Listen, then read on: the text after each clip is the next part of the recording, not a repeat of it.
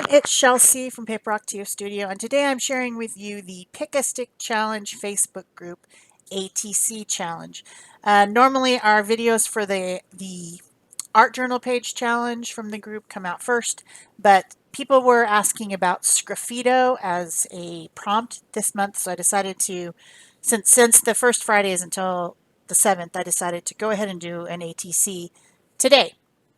So the first prompt was soft. And I mean, the thing about these randomly drawn one-word prompts is that you can use them any way that you want.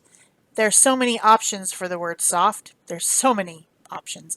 But my choice was to use soft pastels. And these are an oil pastel, very soft, very pigmented. And I have some 140-pound watercolor paper that has been cut into 3.5 by 2.5 inch rectangles, which is the size of an artist trading card. Also the size of a baseball trading card or a Pokemon trading card, or any of those can fit inside those little trading card sleeves. And you just trade these with people and collect them of other artists that you like. So I'm using these pastels, and the first thing I did was to just draw them on the watercolor paper and blend them a little bit with some paper towel, kitchen roll type stuff, shop towel, but same stuff, paper towel. The second one, I put some on, blended it, and then used a Stencil Girl stencil to kind of apply some other darker colors over the top, and I used a stiff stencil brush, a small one, to blend that over the stencil. And then the third one, I use that same stencil brush to blend, just using some pinks and purples. My idea, this month, the color for the ATC was tangerine, which kind of reminds me of fall. It's kind of an orangey color. And I was thinking about how fall is coming and the great holidays that most of us celebrate during the fall, which is, Thanksgiving, and, the leaves are falling and all those type of colors.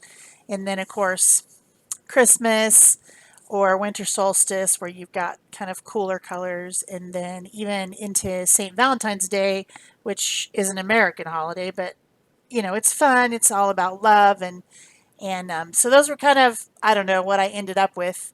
Maybe when I was doing this step, I might not have been thinking of that, but at some point I started thinking about that. So the next prompt is Sgraffito, which is a technique that is used in plaster and pottery mostly. I learned to do this when I was taking a pottery class, and I would use white clay, create a pot, and then when it was dry but not ready, but not in the firing yet, I would put glaze on it and then take a tool and scratch off the glaze, thereby exposing the white underneath. So when it was fired, it had a design on it. And this is a common thing that you'll see on pottery. Apparently it was also done on plaster walls to make, frescoes and stuff like that. I've obviously never done that. But this concept can be applied to paper as well. You can use something over the top and then scratch it off, exposing the underside, which is exactly the same technique. So there's no reason why you can't do this on paper. So I decided to try it 3 different ways, and that's the reason that I did 3 ATCs, because I wanted to show you guys your options. And there are even more options than this, but these are the ones I was thinking of, were to use black gesso, white gesso, and then this is molding or modeling paste. This is the lightweight one from Golden, but they're all different types of embossing pastes and those type of things available out there in the world. You can even make your own out of baby powder and gesso mixed together. That there's a lot of options. So this one right here is the fall colors, and I put on the modeling paste, molding paste, and with a spatula, just scraping it over it to give a thin layer. And then before it was even dry, I scratched it off using a soft rubber tool, which has got a silicone tip. Things you could scratch it off with are also infinite. You could even use a fork or something from your kitchen. This second one Okay, I will explain one thing. The underneath of this is waxy because I used the pastels. So it's very, very easy to scratch this off. In fact, you may have done this with your kids as a craft where you took some crayons, some waxy crayons, and you put some black acrylic paint over it and made scratchboard. Have you ever done that? I mean, scratchboards have been around there for a long time. Stampin' Up! Used to sell it back in the day. So this is very similar, and depending on what I use to scratch the gesso off, makes a different width of line. So I started with a small ball stylus tool, and I decided that the lines were too tiny, and so then I moved up to a larger ball stylus. Still thought they were too tiny, so then I used the end of a bamboo skewer to scratch it off, and I thought that that made a more interesting design. And I used a ruler with that one. So then this third one is the white gesso, and I'm showing that you can use a stencil with it to make a pattern if you'd like. This is another Stencil Girl stencil. You know, I'm pretty obsessed with Stencil Girl stencil right now. So I'm again using the end, not the pointy end, but the other end of this bamboo skewer that I keep for different projects in my room, and scratching off the white gesso. So since that pastel underneath is oily or waxy, it's really easy. If you were to put like acrylic underneath it, the acrylic gesso would stick to the acrylic paint and it wouldn't be as easy to scratch it. And you might want to do, if you were going to do that, you'd want to do it while it was still wet. Scratch into the gesso while it was still wet rather than waiting until it's dry, because those two mediums are going to stick to each other. But when you've got a medium like something like a pastel or a crayon or even, you know, marker underneath, as long as it's not two acrylics sticking to each other, you should be fine. But you might want to choose whether you want to let it dry or scratch it while it's still wet, because in a lot of cases, you might get a better result when it's still wet, unless you're using a waxy product underneath. I hope I made that clear.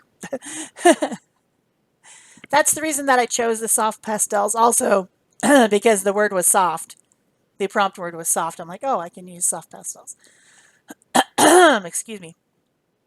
So then the third one-word prompt that was drawn randomly is crumple.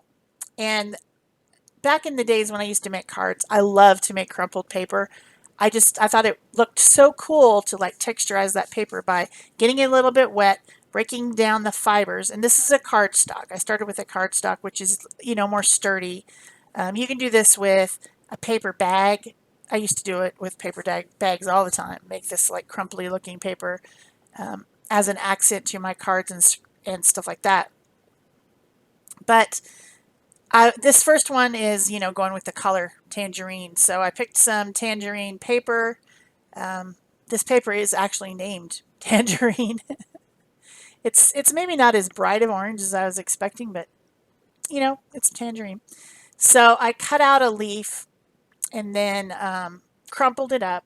I spritzed it with water. I crumpled it up, and then I sponged the edges with a brown archival pad, and then the paper's still a little bit wet, so I took that ball stylus tool and made some veining in the paper and added a little bit of shadow using that same ink and a paintbrush to give some depth to my leaf, make it look a little bit more realistic.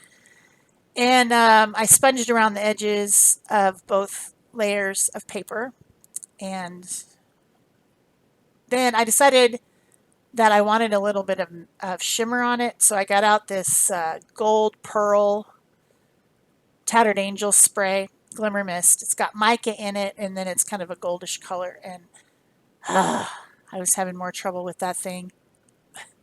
Today, every single bottle that I picked up of anything, glues, sprays, everything, were all clogged. Every single one of them. As you'll see as you're going through the video.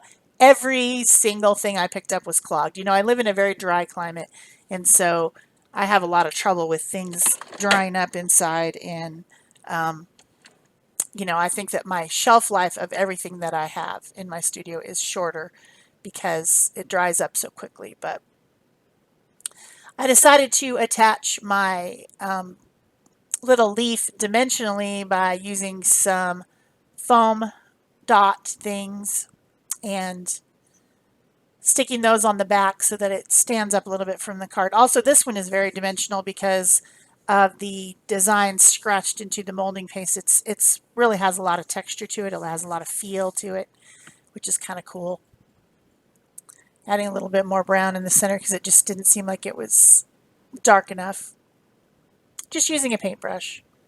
And that same brown archival ink, it's potting soil.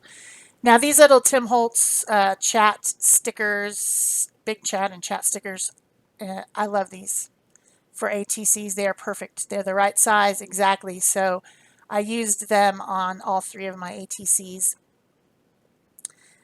Sponging around the edges with that same brown helps it to stand out from the background a little bit. I'll probably go back and glue this one because over that molding paste I think it's not as permanent as it should be, but I didn't at this point. So trying to show the shimmer there. And that completes my challenge. And then of course I'm going to finish these other 2. I wanted to show this Sgraffito, so I made sure that I covered it. So then I thought, well, if I'm going to do fall, I might as well do Christmas. And so I like the idea of a tree on a starry night for Christmas. My favorite thing about Christmas is the tree. I love trees in all their formats. So I do trim down my ATCs and back them. I just like the look of having a border around the edge. I think it finishes it really nicely.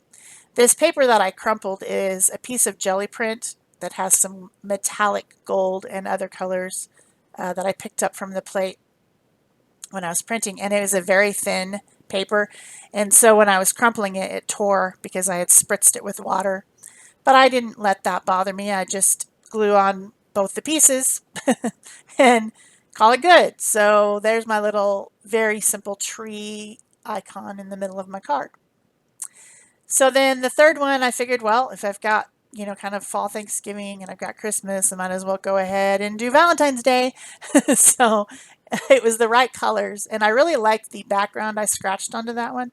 I wished I hadn't had to cover it up so much with this heart. I almost feel like I should have made a tiny little heart in the bottom and just, let it be the Sgraffito background. I really like the shapes of it.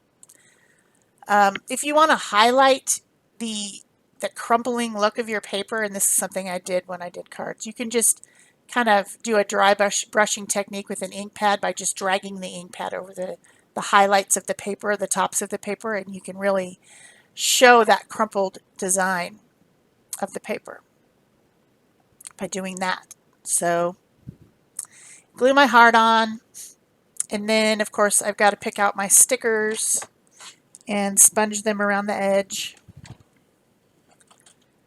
And yeah, this was fun. I hope you've enjoyed this video, and I hope you now understand how you can do Sgraffito on paper, since some people were questioning that prompt, what it means and what it is, and I guess it's not that common of a technique. I didn't know that when I picked out all the techniques. For this one, I needed a little bit more highlighting around the edges to kind of make some of my elements come out from the background. And, it was that white against white. Maybe I should have picked the black stickers, but then there was no other black on the card. See, another thing that's clogged. And then I decided to put some sparkly glitter on my heart because I like sparkly glitter. If you've enjoyed this video, please give it a thumbs up. Leave me a comment or question below if you have one.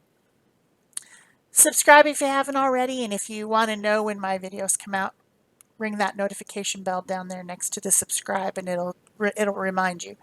And then of course, share if you want to, if you think someone would like this artist trading card video or this challenge.